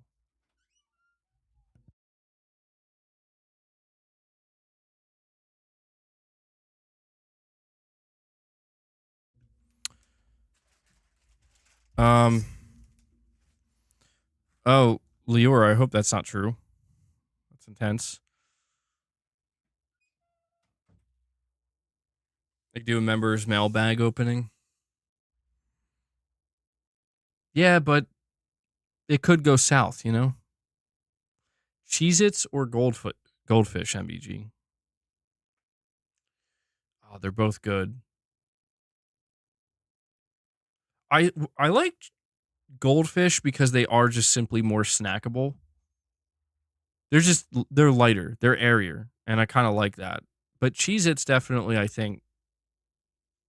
Well, I don't know though. I mean, I was gonna say Cheez-Its have the better taste.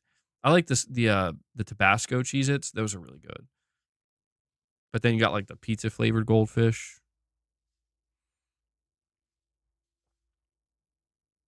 You feel like the reveal being on a weekend gives the online community more opportunity to tune in and talk about it. Well, I'll tell you what, doing a reveal on a Saturday is definitely a strategic decision. And there's a very specific reason behind it. You know, you don't just do a reveal on a Saturday. That's unusual and uncommon. And so there is a reason for it. Whether that reason is a positive one, like a good one or not. Okay, boss. Come on, man.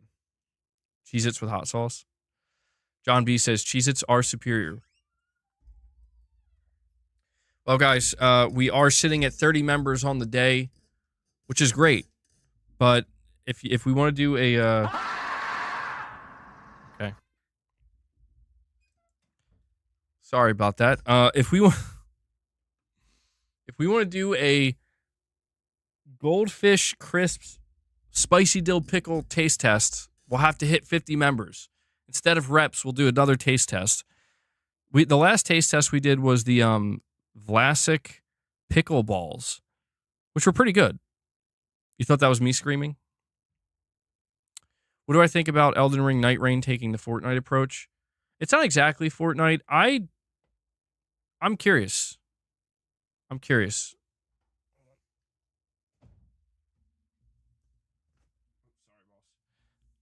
I'm probably going to play Elden Ring Night Rain. I have a direct message. Okay, you can't chew that. Jeez, boss.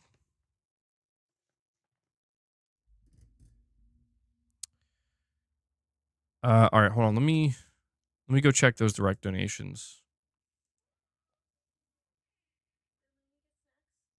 Yeah. All right, we have Perfect Image with a $2 direct donation. Thank you, Perfect Image. You're saying since Mafia Old Country came out, now the GTA 6 trailer in July, out September or October, because it's the same publisher. I might be right, but we'll see. Well, you're not far off the mark here, Perfect Image. I would say you're pretty close, actually. Take-Two Interactive did make it clear that they don't want to release their games close to one another. So Mafia the Old Country, August 8th. Does Borderlands 4 September 23rd. I'm telling you, GTA 6 is October. If it doesn't get delayed, which I don't think it is, GTA 6 is going to be October. That's what I'm thinking. November at the latest. First week of November. But I think it's going to be October.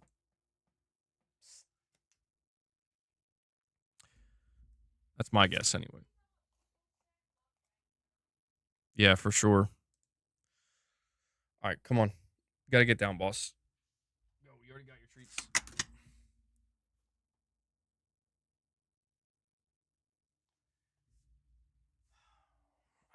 I can't believe him. I just sometimes I just can't believe the shit that boss does. Second time he failed that jump. Because he slips. He doesn't gain enough traction. That Red Dead timeline. How many copies is Indiana Jones sold on Xbox? I mean, I don't think we ever got numbers on that. I'm assuming probably not that many because it was on Game Pass. I'm more curious how it's going to sell on PlayStation. Late October for GTA 6.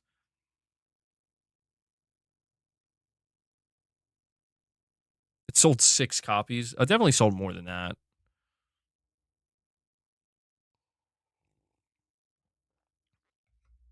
I wonder if it sold less than 1 million.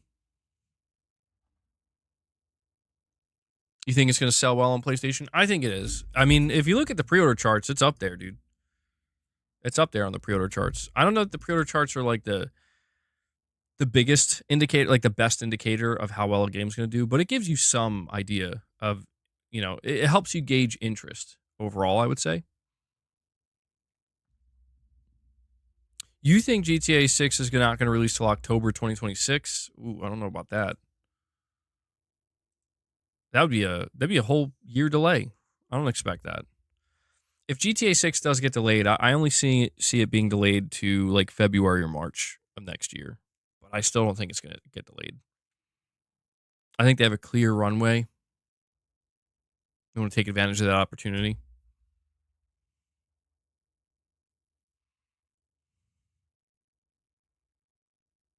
Yeah, so Borderlands 4 releasing late September maybe gives us more indication that it's going to be a late October. Because yeah, I don't think you want to give Borderlands 4 just a simple 2 weeks. Personally, I think both of these games are too close to GTA 6, considering they're from the same publisher. Yeah, Petrov, we did talk about that earlier. We went over all the PS5 Pro enhancements. GTA 6 Tariff Edition, $120.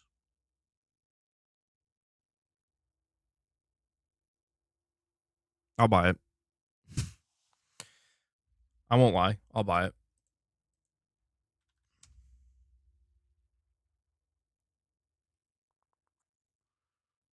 See if anything else has come out. Hold on one sec, guys. I'm checking on something.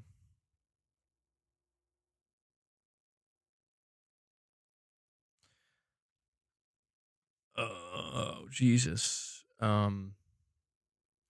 Limited Run Games announces Doom plus Doom 2 physical collector's editions, complete with Sigil and Sigil 2 on discs, $30 standard, $100 big box, $666.66 Will It Run edition.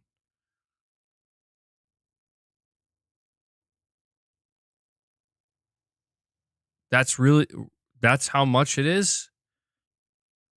They're selling a Will It Run edition for $666.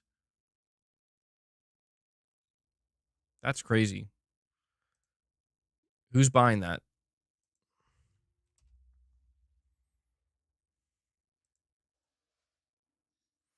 PlayStation's official Twitter account tweets out, get your first look at marathon gameplay in 24 hours.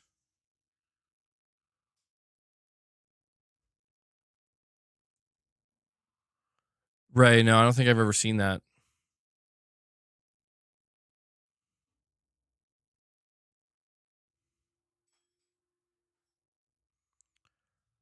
Tom Henderson is reporting that Breath of the Wild and its DLC is $90 on the Nintendo Switch 2.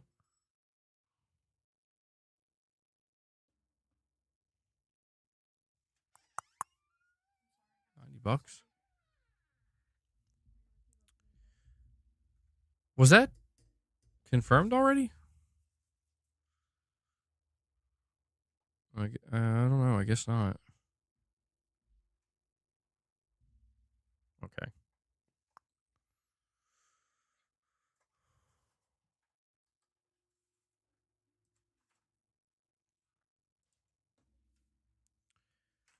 All right. Physical editions, maybe.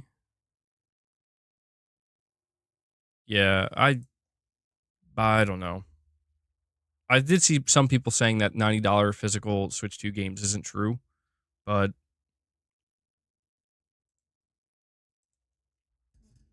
all right, guys, we're gonna talk. Actually, I guess that's gonna be it. You know what? We'll do like a last call now because I'm gonna be doing a stream tomorrow as well, and I don't want to I don't want to overdo it. I'm starting to get a bad headache. I don't know why I'm getting such a bad headache. I don't know if it's this ring light in front of me or what. What region? Let me check real quick.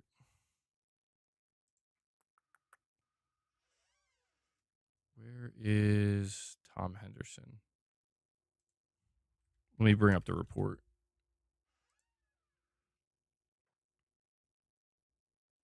For those in Brazil, so it says Nintendo's Legend of Zelda Breath of the Wild and its DLC will set players back $90 for its Nintendo Switch 2 version. That's according to the math magician wizard out there.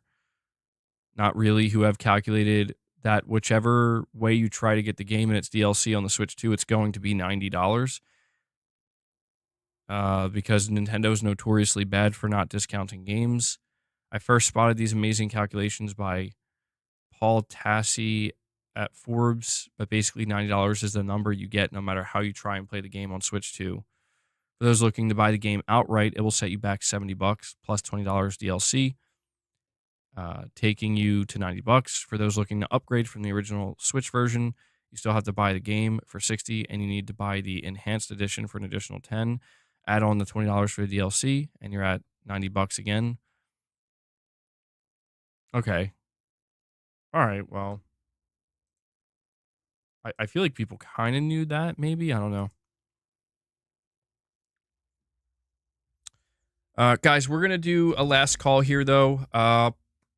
Probably be wrapping the stream up in just a couple minutes. So if you want to drop any more support before we head out and then, come back tomorrow, check out that marathon gameplay reveal, now would be the time to do it. Let me go check on this poll, though.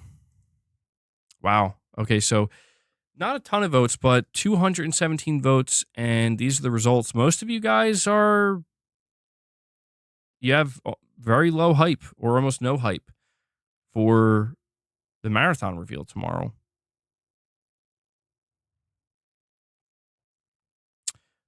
Uh, 25% is the second one, 4 out of 5.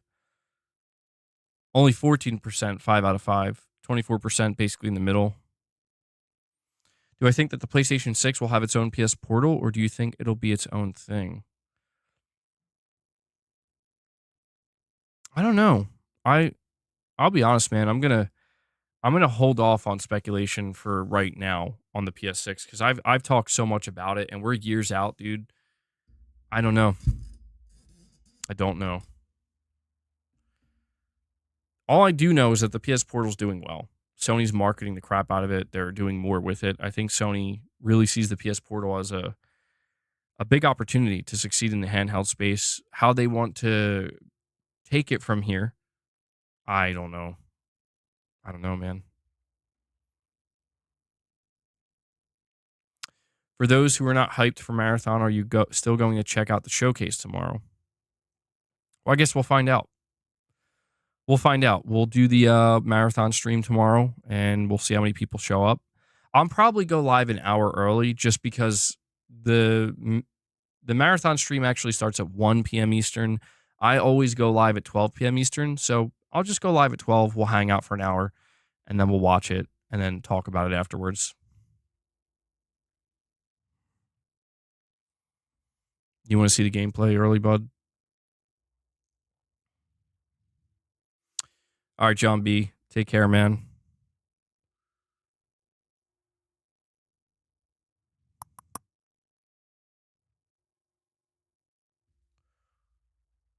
You want to see more about it and what it's going to have to offer, but you don't think there's a great chance that you'll play it? Yeah, I'll be interested to see tomorrow how many people are won over, right? That's going to be interesting to see. The reactions are either going to be, holy shit, that looks awesome, it looks okay, or, oh man, that doesn't look good. I think, those are the three reactions we're going to get. As of right now, there's no word on whether it's going to be free to play. I'm going to say probably not. Probably not. No. All right, guys, that's going to wrap it up. I'm going to keep it a little bit shorter today. And again, we'll be back here tomorrow. I don't usually stream on Saturday, but we will be here tomorrow, same time, for that marathon reveal. So just want to give a big thank you to everybody who showed some support today. It does say we're at 31 members, but I didn't get a notification for some reason. So I don't know what's up with that. I don't know if somebody just renewed their membership or became a channel member, but that's really weird, actually. It should have went off. Huh. All right, well, if you are here, if you are that person who became a member, thank you for that. But yeah, guys, please enjoy the rest of your Friday. And a big thank you again to anybody who dropped any membership gifts or dropped any super chats or direct donations. I can only do what I do here because you guys make it possible. Get some gaming in. Have some good, have a good time gaming. I'm going to try to get used to saying that. Play games. Enjoy games. Right? I mean, I feel like that goes without saying. That's what most of you guys are going to do. What time for the stream tomorrow? 12 p.m. Eastern. So same time as usual, Beast Mode. Same time as usual. If anything changes, I'll let you know. But nope, I'm going to be here 12 Eastern. All right, guys, that does it. Enjoy the rest of your day. I will catch you tomorrow, and we will find out whether or not Marathon's actually going to be good. So till then, take care, everyone, and thank you